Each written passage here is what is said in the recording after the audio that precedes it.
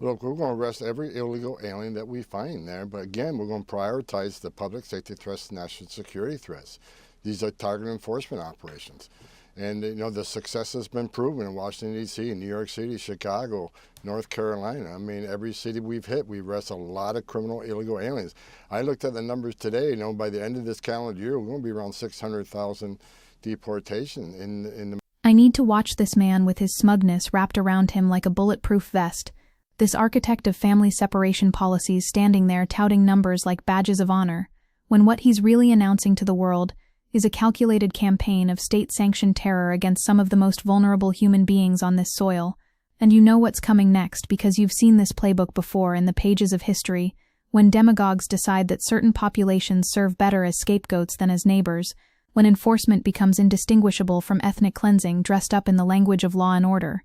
Tom Homan has been designated as Trump's border czar, and he's standing here bragging about what he calls success while ICE deported more than 271,000 unauthorized immigrants in fiscal year 2024, the highest tally since 2014, and before you even get your bearings around those numbers, he's already pivoting to his favorite fiction that most of these deportations involve dangerous criminals, public safety threats, the worst of the worst. But here's where the rhetoric collides with reality in a spectacular explosion of truth versus propaganda. Homan was among the most strident proponents of the Trump administration's family separation policy so morally bankrupt that even some conservatives had to look away in shame. And this is the man now orchestrating what he's calling targeted enforcement operations across major American cities. Immigration and Customs Enforcement has arrested at least 12 people during an operation in the Twin Cities this week. And the truly horrifying part isn't just the arrests themselves, but the deliberate targeting of entire communities based on national origin and ethnicity. Because when Trump himself gets on television and calls people from Somalia garbage and claims they contribute nothing, we're witnessing the precise rhetorical scaffolding that historically precedes atrocity, the dehumanization that makes violence palatable to populations who might otherwise resist. Let's talk about those numbers Homan is throwing around with such confidence because the data tells a story he desperately doesn't want you to hear, a story that demolishes his entire narrative like a house of cards in a hurricane. Research found that undocumented immigrants are arrested at less than half the rate of native-born U.S. citizens for violent and drug crimes, and a quarter the rate of native-born citizens for property crimes, and even more damning for Homan's fever dreams of migrant crime waves. Undocumented immigrants had the lowest homicide arrest rates throughout the entire study period, averaging less than half the rate at which U.S.-born citizens were arrested for homicide. This isn't progressive wishful thinking or academic speculation removed from reality. This is Texas data, the one state in America that actually tracks criminal arrests by immigration status. And what do we find? Undocumented immigrants had substantially lower crime rates than native-born citizens and legal immigrants across a range of felony offenses, with U.S.-born citizens over 2 times more likely to be arrested for violent crimes, 2.5 times more likely for drug crimes, and over 4 times more likely for property crimes compared to undocumented immigrants. So when Homan stands there claiming that the majority of deportees are public safety threats, he's engaging in what can only be described as statistical malpractice elevated to the level of state policy, because roughly 82% of the 271,000 immigrants deported in fiscal year 2024 were first arrested by Customs and Border Protection, meaning they were recent border crossers, not the dangerous criminals lurking in American communities that populate his dystopian fantasies and Trump's campaign rallies. The mathematics of moral panic rarely add up, and this is no exception, but mathematics don't matter when you're constructing a narrative designed to activate the most primitive fears in the American psyche, when you're deliberately conflating administrative immigration violations with violent criminality to justify operations that look less like law enforcement and more like ethnic purges. And we need to reckon with what's actually happening on the ground in places like Minneapolis, where community leaders say this is not about catching illegals or criminals, but about targeting an entire community, where just over 4,000 Somali Minnesotans don't hold U.S. citizenship while 52% were born in the U.S., and another 42% are naturalized citizens, which means that what we're witnessing is the terrorization of predominantly legal communities based on the president's personal animus toward a specific ethnic group.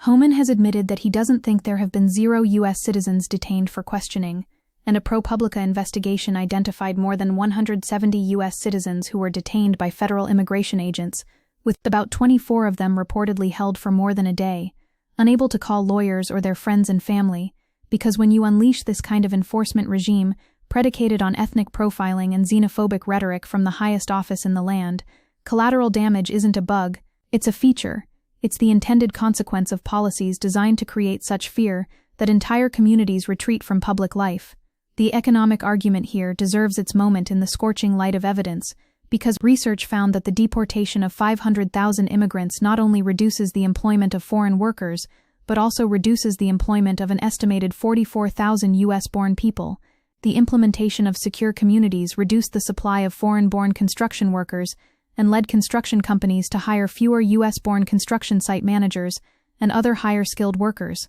This is what happens when you treat labor markets like zero-sum games and human beings like interchangeable parts to be removed when politically convenient, when you ignore that increased immigration enforcement reduced the number of childcare facilities, harming both immigrant and U.S.-born employment in the childcare sector. Deportation doesn't create jobs for American workers. It destroys entire sectors of the economy, while traumatizing communities and separating families. But economic reality has never been an obstacle to political theater when scapegoating delivers electoral dividends. What absolutely cannot be overlooked in this analysis is the infrastructure of private profit that undergirds this entire apparatus of human suffering, because Homan has disclosed consulting fees from the private prison firm Geo Group, one of the two publicly traded companies that profit from Trump's remigration policy, and suddenly the pieces click into place with nauseating clarity. Homan says he will need a minimum of 100,000 beds to detain undocumented immigrants, more than doubling the 40,000 detention beds ICE is currently funded for,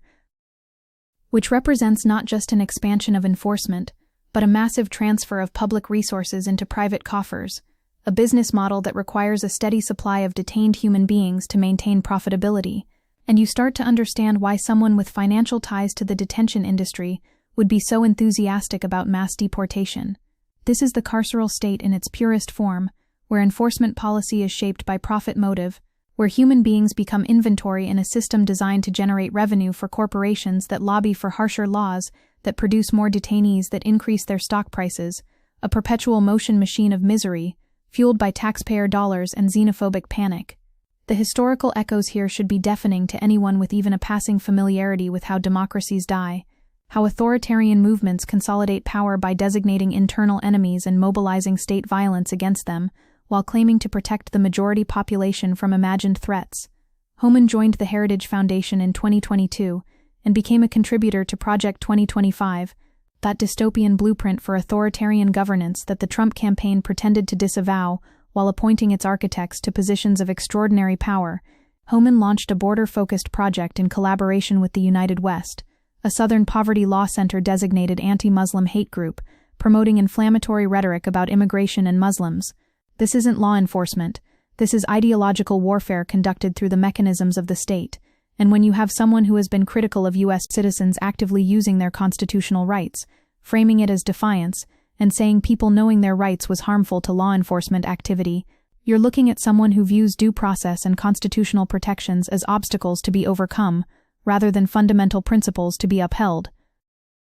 We need to interrogate the language itself, because words matter, especially when they're deployed as weapons of propaganda, and Homan's constant invocation of public safety threats, and national security threats, and criminal illegal aliens, is a masterclass in linguistic manipulation designed to collapse any distinction between someone who crossed a border without authorization and someone who poses genuine danger to their community.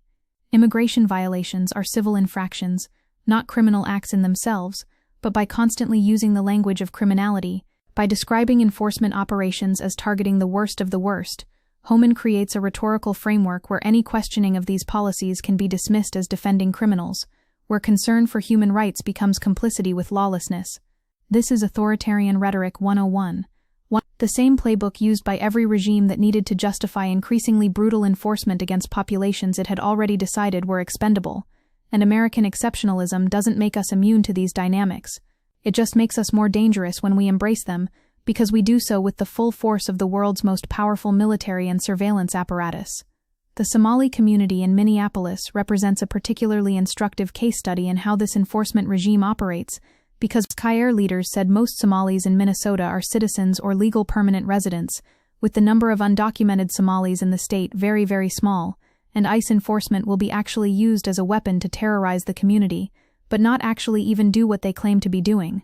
At least one Somali American citizen was arrested according to advocacy groups, and ICE detained a man as he was driving his kids home, leaving the man's car idling in the middle of the street after they detained him, which should make your blood run cold if you have any conception of what it means to live in a free society. This is what occupation looks like. This is what it means when federal agents can stop you in the street based on your appearance or your name or the language you speak, when children watch their father dragged away by masked men, when entire communities live in fear of leaving their homes because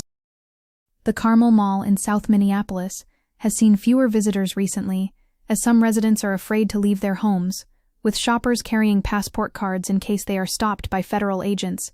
Progressive policy on immigration has always understood what the research confirms over and over again, that immigrants commit crimes at lower rates than the U.S.-born population, and this reality of reduced criminality holds across immigrant groups including unauthorized immigrants, that immigrants do not raise crime rates in U.S. communities where they settle, and research indicates that immigration can lower criminal activity, especially violent crime, in places with inclusive policies and social environments where immigrant populations are well established. The progressive vision here isn't about open borders or lawlessness or any of the strawman arguments conservative demagogues love to deploy. It's about creating a pathway to citizenship for the undocumented to end a two-tier society, and expanding legal pathways to citizenship to end the chaos at the border and drain power from cartels. It's about recognizing that alternatives to detention have been shown to work without traumatizing and separating families, while costing up to 80% less than detention. What Homan is describing in this clip, what he's bragging about with such evident satisfaction,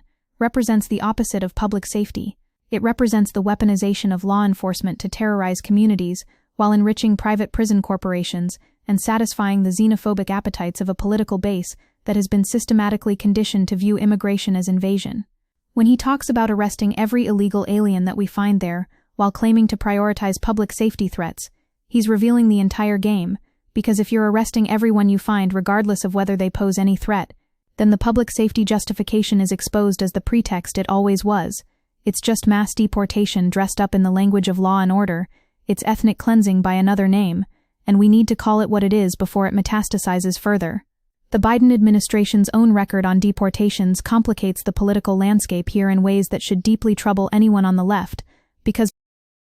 deportations by ICE soared to a 10-year high in fiscal year 2024 under the Biden administration, with ICE deporting more than 271,000 unauthorized immigrants, surpassing the Trump administration's peak of 267,000 deportations recorded in fiscal year 2019. This represents a catastrophic failure of progressive governance, a capitulation to right-wing framing that immigration must be met with enforcement rather than humane policy reform, and it illustrates how Democrats keep playing defense on this issue when they should be going on offense with the truth that immigrants strengthen our communities, that enforcement-first policies don't work, that building walls and expanding deportation infrastructure represents a moral and economic failure of the first order.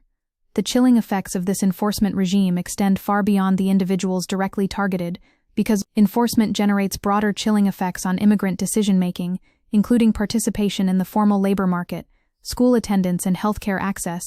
with people becoming fearful of leaving their house to do routine things like going to work even when they're not targeted for deportation.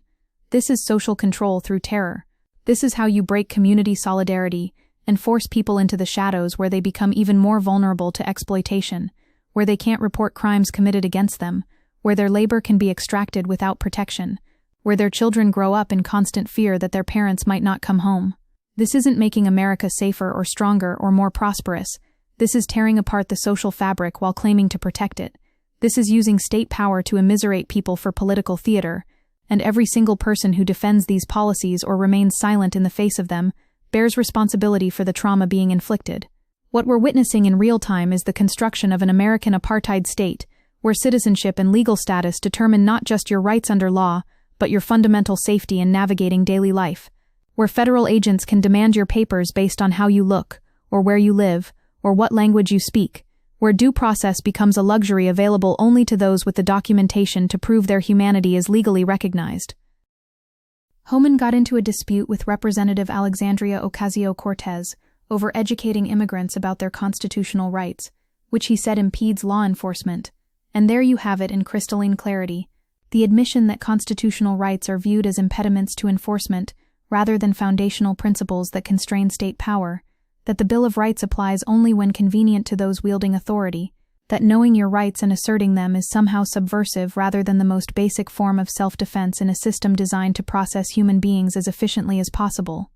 The resistance to this regime must be total, and it must be immediate, because every day these operations continue, every arrest made, every family separated, every community terrorized, represents a normalization of authoritarian enforcement that will be exponentially harder to reverse once it becomes embedded in institutional practice. We need to build solidarity within our communities and expand local-level efforts to defend immigrants through hotlines for reporting deportation events, bond funds for immigrants in detention, and campaigns exposing deadly conditions in detention centers, with evidence showing that shutting down detention centers is an effective strategy for restraining immigration enforcement. Sanctuary cities aren't lawless zones. They're the last line of defense against federal overreach, their municipalities asserting that local law enforcement won't be conscripted into serving as deportation agents, that community trust matters more than ICE's arrest quotas, that human dignity isn't negotiable even when the federal government declares open season on certain populations.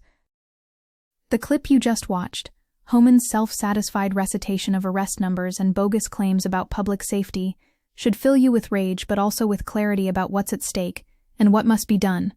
This isn't about immigration policy in some abstract sense. This isn't a wonky debate about visa categories and border management. This is about whether America will continue its slide into authoritarian enforcement against populations designated as enemies by a white nationalist movement that has captured one of our major political parties and significant portions of our law enforcement apparatus. The research is clear, the data is unambiguous, the moral stakes are obvious to anyone paying attention, and the only question that remains is whether enough Americans will stand up and say no, will organize to protect their neighbors, will resist the dehumanization, and defend the basic principle that human beings have rights regardless of where they were born or how they arrived or what documentation they carry, before the machinery of oppression becomes so normalized that resistance itself seems impossible, and we wake up one day in a country we no longer recognize, wondering how we got here while the Tom Homans of the world brag about their arrest numbers and claim to be keeping us safe from the very people who make our communities whole.